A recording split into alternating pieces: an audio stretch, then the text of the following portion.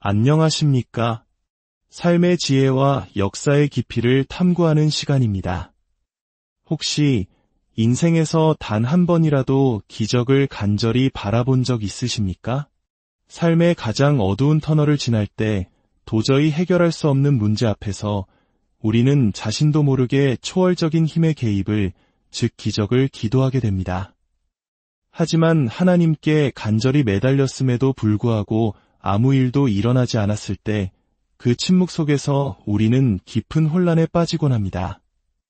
하나님은 정말 지금도 기적을 행하시는 걸까? 그렇다면 왜 나의 기도는 외면당했을까? 하는 의문이 꼬리를 뭅니다. 어쩌면 내 기도가 잘못되었던 걸까요? 아니면 믿음이 부족했던 탓일까요? 이런 경험은 때로 우리의 신앙을 송두리째 흔들어 놓기도 합니다. 하나님에 대한 실망감은 우리를 신앙의 길에서 멀어지게 만들고 모든 것을 내려놓고 쉽게 만듭니다.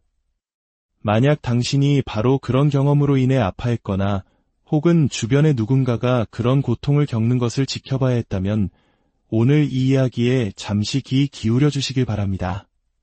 우리는 오늘 기적이라는 거대한 주제에 대해 과거와 현재를 아우르며 깊이 있는 대화를 나누고자 합니다. 우리 인생에서 기적이란 과연 무엇이며 신앙의 여정에서 우리는 기적을 어떻게 이해해야 할까요? 살다 보면 기적이 필요하다고 느끼는 순간은 누구에게나 찾아옵니다. 10대 시절 통금 시간을 훌쩍 넘겨 기가하며 부모님이 제발 주무시고 계시기를 바랐던 작은 기도부터 깨어진 가정이 다시 하나가 되기를 눈물로 호소했던 간절한 기도까지 그 형태는 다양합니다. 어쩌면 당신은 두려운 진단 결과를 앞두고 제발 그것만은 아니기를 수없이 되뇌었을지도 모릅니다. 혹은 나 자신이 아닌 사랑하는 가족이나 친구를 위해 기적을 구했을 수도 있습니다. 지금 이 순간 이 이야기를 듣는 분들 대부분이 인생의 어느 한 지점에서 기적을 구하는 기도를 드려본 경험이 있을 것입니다. 그것은 우리 모두가 공유하는 인간의 보편적인 경험입니다. 하지만 동시에 우리 대부분은 우리가 그토록 원했던 기적을 얻지 못했던 경험 또한 공유하고 있습니다. 물론 시간이 지나고 보면 응답받지 못한 기도가 오히려 하나님의 가장 큰 선물이었음을 깨닫게 될 때도 있습니다. 아, 그때 그 일이 이루어지지 않은 것이 정말 다행이었구나 하고 안도의 한숨을 내쉬는 순간들 말입니다. 그러나 많은 경우 기적의 부재는 우리에게 깊은 상처와 좌절감을 남깁니다.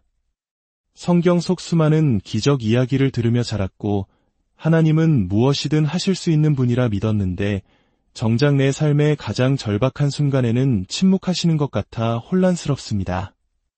그 실망감은 우리의 믿음을 잠식하고 결국 신앙을 잃게 만들기도 합니다.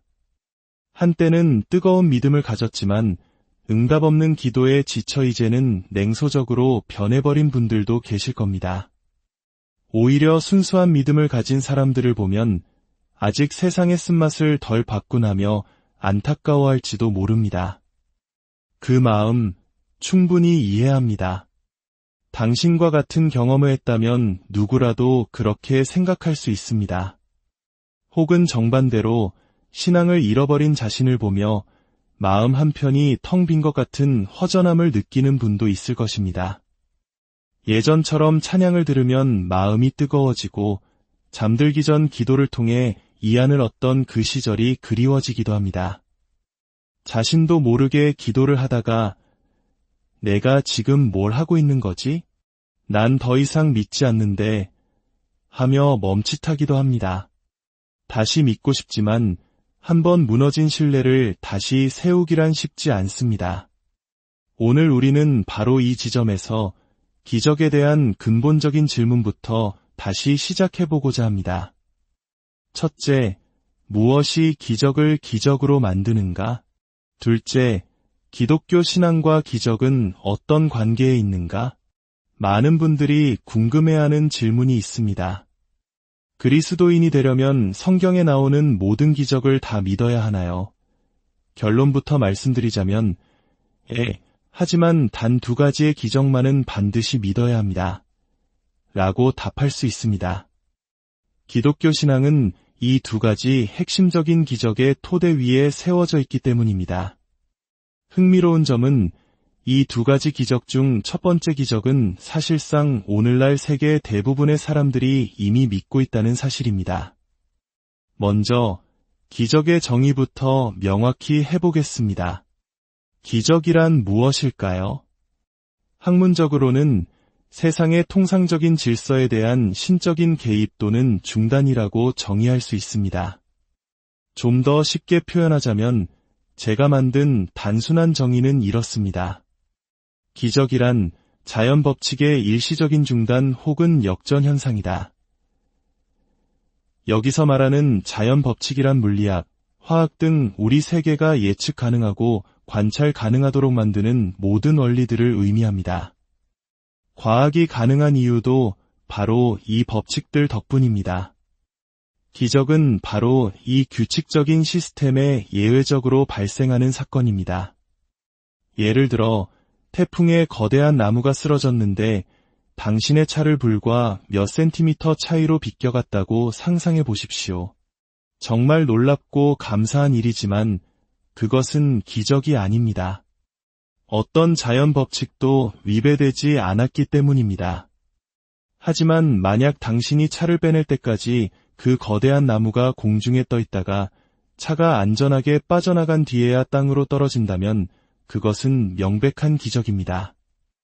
중력의 법칙이 일시적으로 중단되었기 때문입니다. 어머니의 자궁에서 아기가 형성되는 과정은 경이롭고 신비하지만 기적은 아닙니다. 지구가 생명체가 살 수 있는 완벽한 조건, 이른바 골디락스 존에 위치한 것도 놀랍지만 기적은 아닙니다. 이 모든 것은 자연 법칙에 따라 설명될 수 있는 현상이기 때문입니다. 자, 이제 거의 모든 사람이 믿고 있는 첫 번째 기적에 대해 이야기해 보겠습니다. 만약 당신이 이 사건이 기적이라는 사실에 동의한다면 당신은 이미 기적이 가능하다는 것을 믿고 있는 셈입니다. 이것은 어쩌면 잃어버렸던 신앙으로 돌아오는 거대한 첫걸음이 될 수도 있습니다. 역사상 가장 널리 증명된 기적은 바로 우주의 탄생입니다. 왜 우주의 시작이 기적일까요? 스티븐 호킹 같은 물리학자들이 이야기하는 특이점, 즉 빅뱅의 순간을 생각해 보십시오. 그 순간은 우리가 아는 시간과 공간, 그리고 모든 자연 법칙이 존재하기 이전에 일어난 사건입니다. 즉, 우주의 탄생은 자연 법칙의 안이 아니라 밖에서 자연 법칙을 초월하여 일어난 사건입니다. 따라서 우주의 탄생은 그 정의상 초자연적 사건일 수밖에 없습니다. 시작이 있는 모든 것에는 원인이 있습니다. 이것은 논리학의 기본입니다. 과학자들 모두가 동의하듯이 우주와 자연 법칙은 분명한 시작을 가졌습니다. 그렇다면 우주에도 반드시 그 시작을 일으킨 원인이 있어야만 합니다. 대부분의 사람들은 그 원인을 하나님이라고 믿습니다. 만약 하나님을 믿지 않는다 해도 우주가 스스로를 만들었다고 주장할 수는 없습니다. 어떤 것도 자신보다 먼저 존재하여 자신을 만들 수는 없기 때문입니다. 결국 우리는 무언가가 우주를 시작하게 했다는 결론에 도달합니다. 그 무언가는 자연을 초월한 존재여야만 합니다. 그리스도인들은 그 원인이 바로 하나님이시라고 믿습니다. 시작이 없으신 분, 따라서 다른 원인을 필요로 하지 않는 분, 바로 그분이 모든 것의 시작이 되셨다는 것입니다. 이것이 바로 그리스도인이 되기 위해 믿어야 할 첫 번째 기적, 창조입니다. 창세기 1장 1절, 태초에 하나님이 천지를 창조하시니라는 말씀은 우주 창조의 과학적 방법을 설명하는 것이 아닙니다. 고대 근동의 수많은 창조 신화들이 난무하던 시절, 이 세상은 여러 신들의 싸움이나 변덕으로 만들어진 것이 아니라 유일하시고 전능하신 한 분 하나님에 의해 목적을 가지고 창조되었다는 위대한 신학적 선포인 것입니다. 이제 우리가 믿어야 할 두 번째 기적을 소개하겠습니다. 이 기적은 기독교 신앙의 심장과도 같습니다.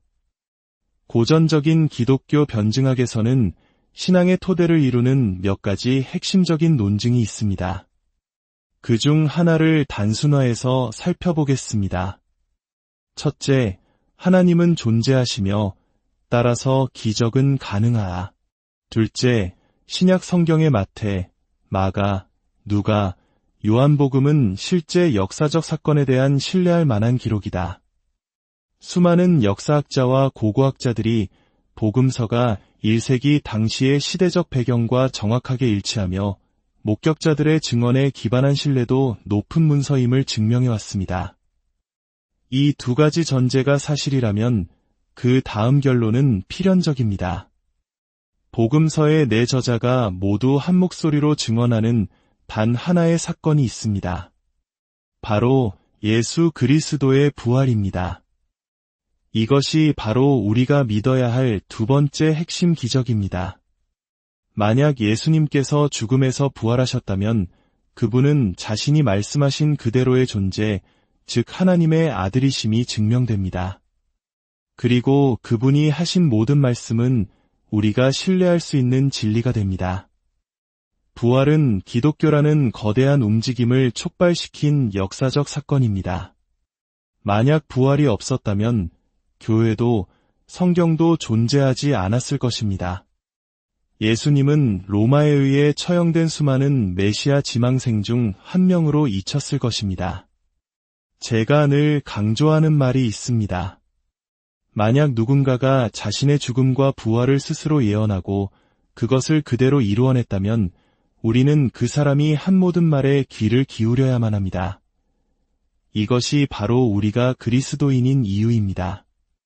성경의 모든 구절을 다 이해하지 못해도 괜찮습니다. 그러나 이 한 가지 사실, 즉 예수 그리스도의 부활은 우리 신앙의 절대적인 다이 됩니다. 그리고 예수님의 부활을 믿는다면 그분이 인정하신 구약 성경 역시 하나님의 말씀으로 신뢰할 수 있게 됩니다.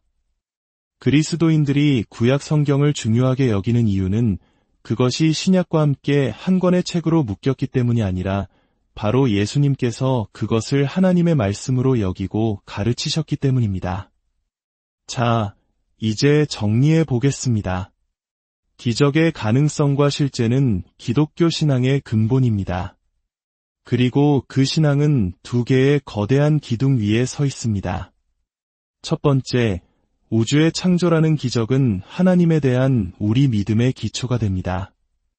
우리가 살아가는 이 세계와 우리 자신은 우연의 산물이 아니라 위대한 창조주 하나님의 놀라운 계획과 사랑의 결과물입니다. 두 번째, 예수 그리스도의 부활이라는 기적은 예수님에 대한 우리 믿음의 기초가 됩니다. 이 부활을 통해 우리는 죄와 죽음의 권세를 이기신 구원자를 믿고 영원한 생명을 소망하게 됩니다. 이 두 가지 기적을 받아들일 때 성경에 기록된 다른 기적들도 더 이상 허무맹랑한 이야기가 아니라 전능하신 하나님께서 그분의 백성을 위해 행하신 사랑의 역사로 이해하게 될 것입니다.